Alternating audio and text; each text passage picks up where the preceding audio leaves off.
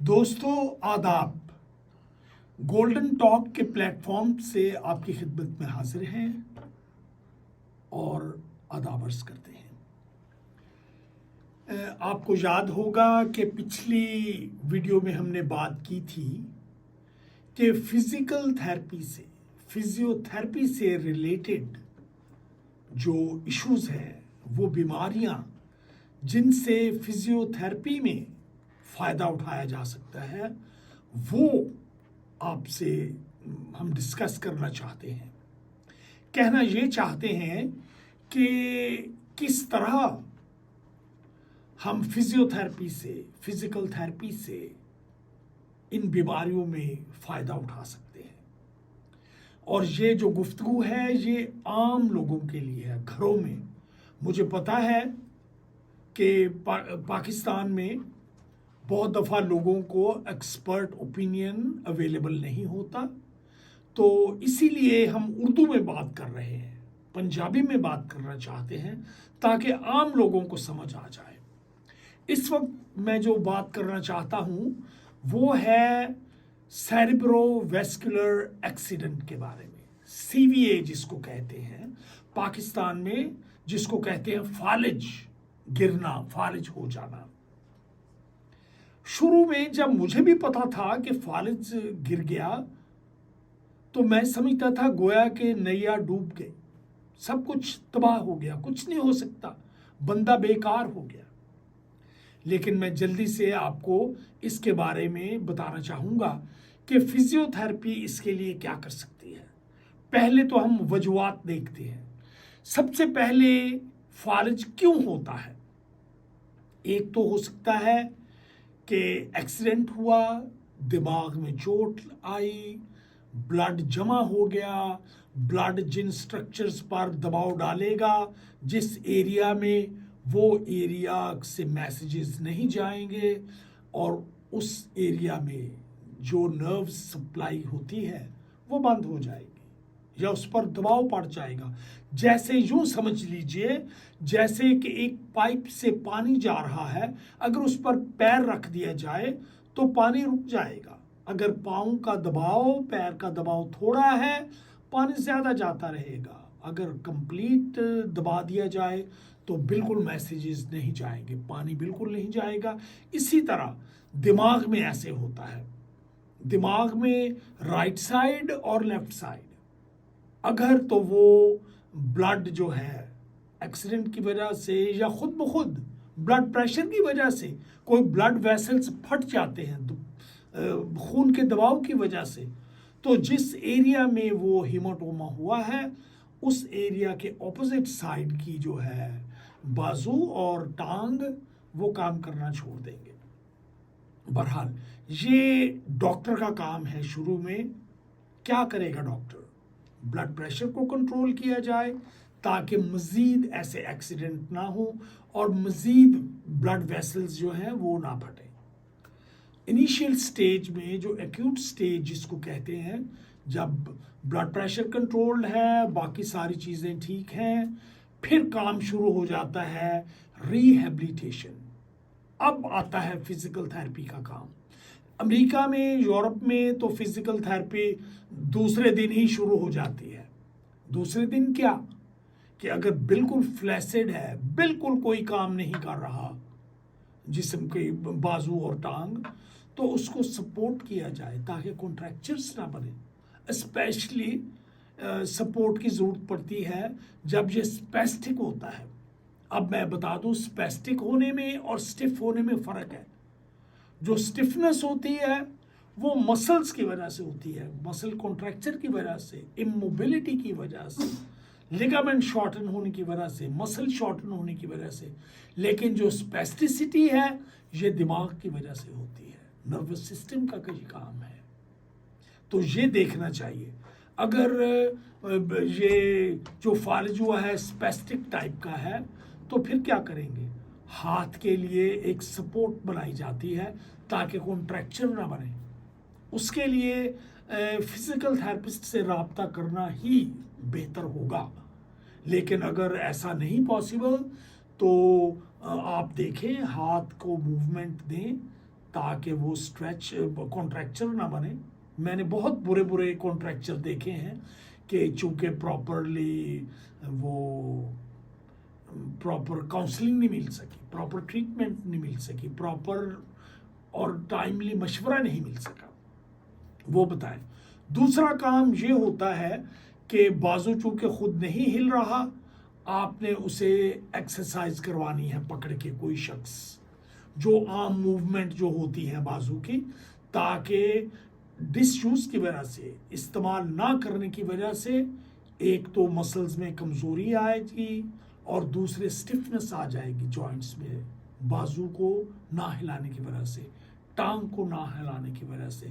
Best तो ये है शुरू में फिजिकल थेरेपिस्ट से मशवरा किया जाए और उससे सीखा जाए कि ये एक्सरसाइज कैसे करनी है। तो ये prevention of contractures, maintenance of range of motion, कि बाजू हिलता रहे, टांग हिलती रहे। फुट ड्रॉप बहुत हुआ करता है, तो पैर को सपोर्ट दी जाए, पैर को हिलाते रहा जाए, जिसको एंकल पंप कहते हैं। वो इसलिए भी ज़रूरी है कि एंकल पंप से मरीज़ अगर लेटा हुआ बेड बाउंड हो गया है तो उससे ब्लड सर्कुलेशन चलेगी, उससे डीवीटी के, ब्लड क्लॉट बनने के चांसेस जो हैं वो कम हो जाएंगे। वैसे डॉक्टर ब्लड क्लॉट को रोकने के लिए वो ब्लड थिनर दे रहे होते हैं, शुरू कर देते हैं ताकि मज़ीद क्लॉटिंग ना हो, लेकिन फिर भी एज फिजिकल थेरेपी में देखते हुए कि वो हील कॉर्ड टाइट ना हो जाए।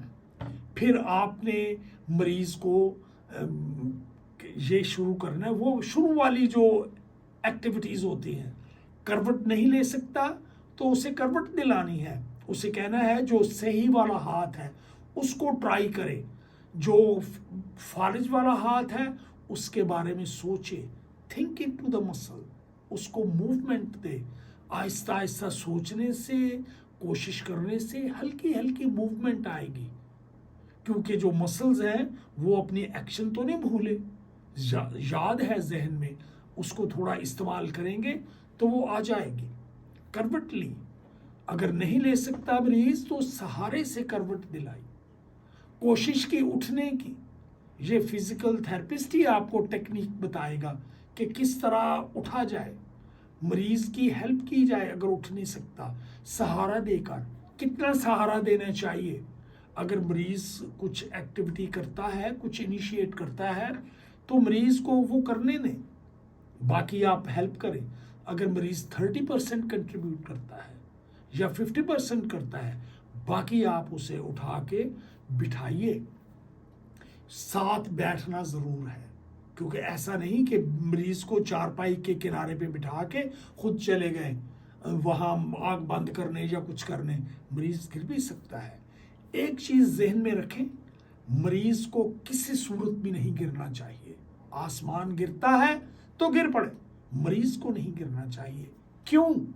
क्योंकि अगर मरीज़ एक दफ़ा गिर गया, खुदा न खास्ता कोई फ्रैक्चर हो सकता है। और दूसरे सबसे बड़ी बात कि मरीज़ का जो कॉन्फिडेंस होता है वो शैटर हो जाता है और वो डरने लगता है, वो कोई इनिशिएटिव नहीं लेगा, वो कोशिश नहीं करेगा आइंदा।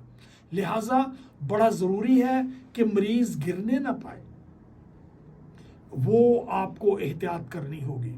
मरीज़ का बैलेंस बेहतर होगा बैठने से। कोशिश की जाए, पहले थोड़ा सहारा दिया साथ बैठे बैठे, फिर देखा क्या मरीज़ खुद बैठ सकता है। बैठ देखना चाहिए कि गिरने का एहतमाल तो नहीं।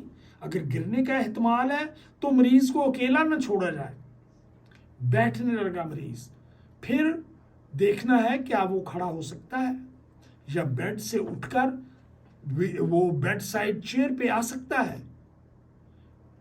इससे पहले कि मैं भूल जाऊं, सबसे इम्पॉर्टेंट बात मैं बताना चाहता हूं कि मरीज को गिरने से बचाने के लिए एक चीज होती है, गेट बेल्ट। अगर गेट बेल्ट अवेलेबल नहीं है तो कोई भी बेल्ट, घर में किसी मर्द की पैंट की कोई भी बेल्ट लगा ली जाए। बेल्ट से पकड़ने का मतलब ये है कि आप उसके जो गिरना है, फॉल्स है, उनको प्रिवेंट करेंगे। अगर घर में बेल्ट भी नहीं है तो एक दुपट्टे को वो करके वो बांध दिया जाए साइड से, बीच में दुपट्टे के हाथ पग से डालें ताकि मरीज उससे गिरे ना। अगर आप मरीज को संभाल नहीं सकते, मरीज ने गिरना ही गिरना है, बेल्ट से आप संभाल नहीं सकते, दुपट्टे से, तो उसको इस तरह गिरने दें कि उसको चोट कम से कम लगे। तो गेट बेल्ट जो है, सेफ्टी बेल्ट जो है, ये बहुत ही इंपॉर्टेंट है। इसके बगैर मैं नहीं रिकमेंड करूंगा कि आप ऐसी एक्टिविटी करें। मरीज बैठने लगा, फिर खड़ा किया। बड़े शहरों में वॉकर अवेलेबल है, अगर वॉकर अवेलेबल नहीं है, 2 लोग इधर साइड से पकड़कर वो उसको खड़ा करें। चक्कर आ रहे हैं, ठीक है, बैठ गए, क्योंकि बहुत देर तक बैठे रहने से, लेटे रहने से पोस्चर चेंज होगा तो चक्कर आ सकते हैं। चक्कर आते रहें, लेकिन चक्कर चलने नहीं चाहिए, इस बात का ख्याल रखिए। तो चक्करों से इस तरह बचा जा सकता है। फिर अगर फिर भी आ रहे हैं चक्कर, तो गहरे सांस लिए जाएं ताकि ऑक्सीजन मिले ब्रेन को। नाक से सांस लें, मुंह से नहीं। कहना यह है जैसे खुशबू सूंघिए, smell roses and blow candles. ऐसे सांस लीजिए जैसे कि आप खुशबू सूंघ रहे हैं, और फूंक ऐसे मारिए, निकालिए ऐसे जैसे कि आप मोमबत्ती को बुझा रहे हैं। मरीज खड़ा होने लगा, 2 तरफ से पकड़ के उसको सहारे से चलाने की कोशिश की। 2 कदम भी चले, नहीं भी चला, सिर्फ अपनी जगह पे इंक्रीजिंग पीरियड ऑफ टाइम के लिए खड़ा होना शुरू करें। ठीक है, आज 2 दफे खड़ा हुआ, थक गया, बैठ गया, और नहीं, ठीक है। अगले दिन 3 दफा खड़े हुए, चौथे दिन देखा क्या उठ के खड़े होकर साथ वाली कुर्सी पे, ख्याल रहे बाजू वाली कुर्सी इस्तेमाल करें, क्योंकि अगर मरीज का अगर उसका बैलेंस सही नहीं है तो वो गिर ना जाए साइड पर। बाजू वाली कुर्सी इस्तेमाल कीजिए। अब वो खड़ा होने लगा, चलने लगा। अगर वॉकर अवेलेबल है, बेल्ट लगी हो, दुपट्टा लगा हो कमर के इर्द गिर्द, तो वॉकर से 2 कदम चले। देखना यह है कि वॉकर बहुत ऊंचा ना हो या बहुत नीचा ना हो, ताकि मरीज को झुकना ना पड़े। देखना है मरीज वॉकर से फासला कितना है, वॉकर के बहुत करीब ना जाया जाए। वॉकर एक बॉक्स है, उसके दरमियान में रहा जाए, मिडल में मुनासिब फासला रखा जाए वॉकर से। मरीज चलने लगा। अगर घर में स्टेशनरी साइकिल है, वो उस पर बिठा के, लेकिन साथ किसी ने खड़े रहना है ताकि मरीज गिर ना पड़े। ऐसा नहीं कहना कि तुम साइकिल चलाओ और मैं ज़रा वो आलू ले आऊँ वहाँ से, ऐसा नहीं, मरीज के साथ रहना है। और मैं ये कहूँगा इसमें ऑक्यूपेशनल थेरेपी आ जाती है। वो क्या कि मरीज के अगर हाथ चलने लगे हैं, कुछ पकड़ने लगा है, देखा उसे कोई चीज़ पकड़ के उठा के इधर रखें जी। अगर वो हल्के बॉल हैं या कोई भी चीज़ है, अगर वो रुमाल है उसको फोल्ड करें, फिर बाजुओं में ताकत आएगी, उंगलियों में ताकत आएगी। अगर कुछ बेहतर हो जाए, तौलियों को पकड़ के फोल्ड किया, उसको तह किया, जैसे जैसे बेहतर हो उसको कहा कि फोल्ड किया, तह लगाई, बेहतर होने लगे। ठीक है, वो जो पोटैटो पीलर होता है, पाकिस्तान में भी मिलता है, कि आलू छीलने वाली चीज़, उससे आलू छीलने शुरू करें ताकि इसमें एक्सरसाइज ताकत आए।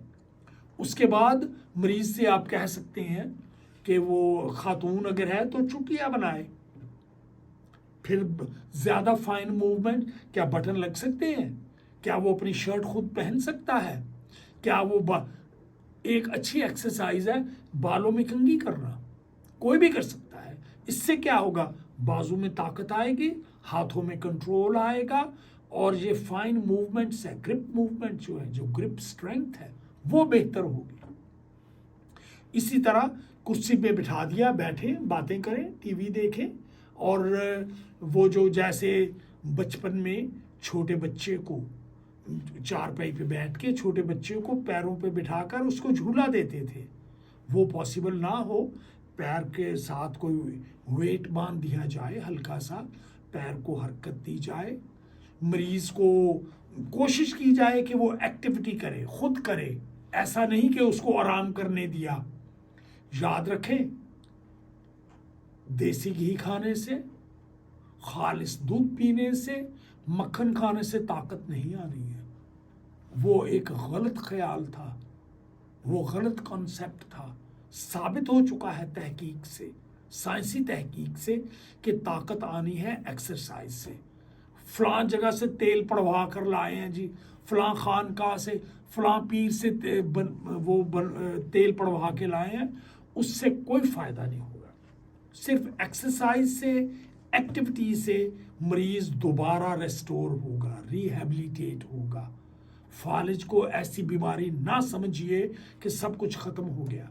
मैं ऐसे लोगों को जानता हूं जिनको फालिज हुआ, वो कार चला रहे हैं, कितने काम कर रहे हैं, जॉब कर रहे हैं, हल्का हो गया फालिज, और ये बतदरीज आहिस्ता आहिस्ता बेहतर होता जाता है। लिहाजा हौसला रखिए, ये सोचिए कि फालिज से निकलना है और इसको बेहतर करना है। उम्मीद है आपको मालूमात अच्छी लगेंगी, फ़ायदेमंद होंगी। इस्तेमाल कीजिए। शुक्रिया।